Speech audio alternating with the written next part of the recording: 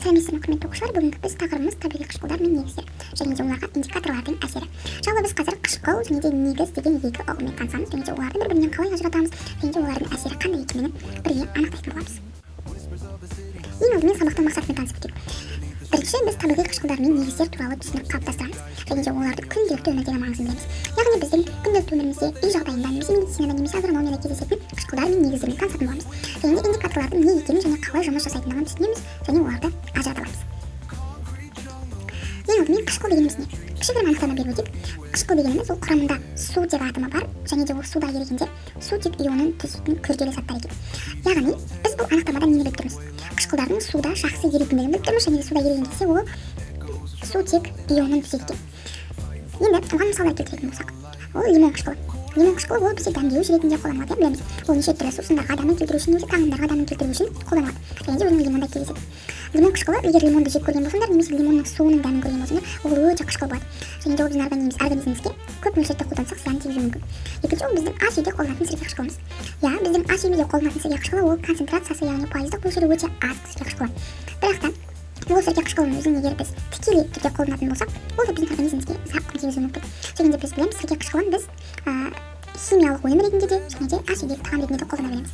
Және де біздің организмімізде кездесетін ол асқазан қышқылы.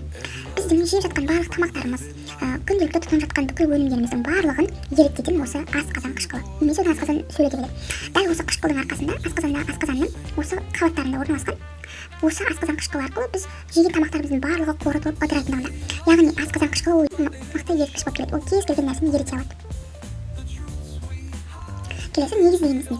Бұған да кішігірім анықтама беріп өтейік. Негіздер дегеніміз ол құрамында металл атомы бар екен және де міндетті түрде гидроксид тобы бар екен. Сәйкесінше енді металдың валенттілігіне байланысты N деп қоя саламыз. Бұл N дегеніміз ол металдың валенттілігі. Енді бұл өте күрделі зат, яғни екі топтан тұрады. Металл атомы және де гидроксид тобы. Енді бұл суда еріген кезде негіз міндетті түрде гидроксид ионын бөледі. Енді біз негіздерді өмірмен қалай байланыстыра аламыз? Біздің күнделікті өмірде қолданып қолымызды жуып жүрген ол сабын. Яғни сабынның құрамында бізде негіз бар екендігінде. Және де біз бетімізді осы сабынмен жуған кезде қарапайым немесе арзан сабындармен жуған кезде теріміздің тартылып қатайып тұруы дәл осы оның құрамындағы негіздің болуына тікелей байланысты. Және де ас содасы біздің ас бөлмесінде қолданатын ас содамыз, ол да негіздің қатарында. Яғни біз оны көбіне қандай жағдайда қолданамыз? Оны біз нанның көтерілу кезінде немесе торт пирог қосқан кезде оның ашып көтерілуіне қолданамыз. Сәйкесінше бұл да негіздің бір қабілетіне жатады. Келесі ол әк суы. Әк суы да бізде негіздік қасиет көрсететін бірден-бір күнделікті өмірде қолданып жүрген затымыз екен. Енді индикаторлармен танысайық. Жалпы индикатор дегеніміз ол қышқыл және негіз ортасын анықтайтын арнайы химиялық зат.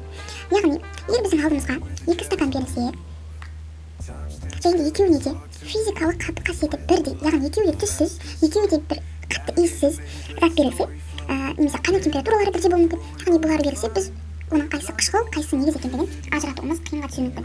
Дәл осы сәтте оларды ажырату үшін бізге индикаторлар көмекке келеді. Олар ерітіндінің ортасына байланысты түсін өзгертеді. Сондықтан зертханада заттың қышқыл не негіз екенін анықтауға көмектеседі. Егер ерітінді қышқыл болса, кейбір индикаторлар көбіне қызыл түсті береді. Яғни қышқыл қызыл деп сақталған, қ деп. Ал негіздік орта болса, көк немесе қызғылт түске боялады екен.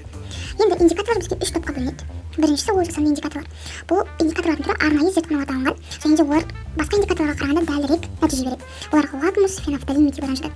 Бұл үшеуіне қазір біз жеке тоқталатын боламыз. Екінші ол бізде әмбебап индикаторлар, яғни универсалды. Бұл бірнеше индикаторлардың қоспасынан құралған арнайы құрал немесе қағаз болып келеді. Бұл тек қышқыл мен негіз екені ғана емес, pH-ын да есептейді. Қазір pH-ты да біз толық танысатын боламыз. Үшінші ол табиғи индикатор. Көбінесе өсімдіктер құрамындағы бояғыш заттар қышқыл мен негізге байланысты түсіндіріледі. Яғни біздің жеп жүрген қызыл қырыққабатымыз дәл осы табиғи индикатор бар. Яғни ол қышқылды ортада негізді ортада өзіне тән бояуын өзгертеді екен. Енді pH мәні дегеніміз не? pH мәні ол ерітіндінің қышқыл немесе негіздік екенін көрсететін сандық көрсеткіш. Яғни pH мәні ол белгілі бір натурал санға тең.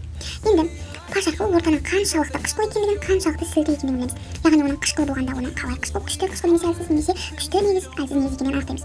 Яғни ол үшін бізге 1-ден 14-ке дейінгі шкала керек болады. Яғни 1-ден 5-ке дейінгі шкала ол бізде қышқыл, ал 6-7, кейбір жағдайда 8 немесе 8-і қышқылдыққа да қоса береді, ол негіздікке де қоса береді. Бұл бейтарап. Ал 8 немесе 9-дан бастап 14-ке дейінгі ол негіздік. Дәл осы шкалалар бойынша біз оның қаншалықты күшті, қаншалықты әлсіз екенін анықтай аламыз. Енді индикаторлар түсінің өзгеруі. Жаңағы айтқан бізге 2 стакан берілсін. екеуінде бірдей сұйықтықтар тұр. Енді біз бұның қайсысы қышқыл, қайсысы негіз екенін қалай ажыратамыз? Кейбір индикаторлар қызыл түске өзгереді, немесе негіздік ортада көк немесе қызыл түске айналады деп жаңа айттық. Енді ең көп қолданатын индикаторларға лакмус, фенофталин, метиларин жатады. Енді осыған лакмус алатын болсақ, егер біз лакмусты екеуіне де бірдей тамызатын болсақ, қышқылда ол қызыл түске айналады, ал негіздік ортада ол көк түсті береді.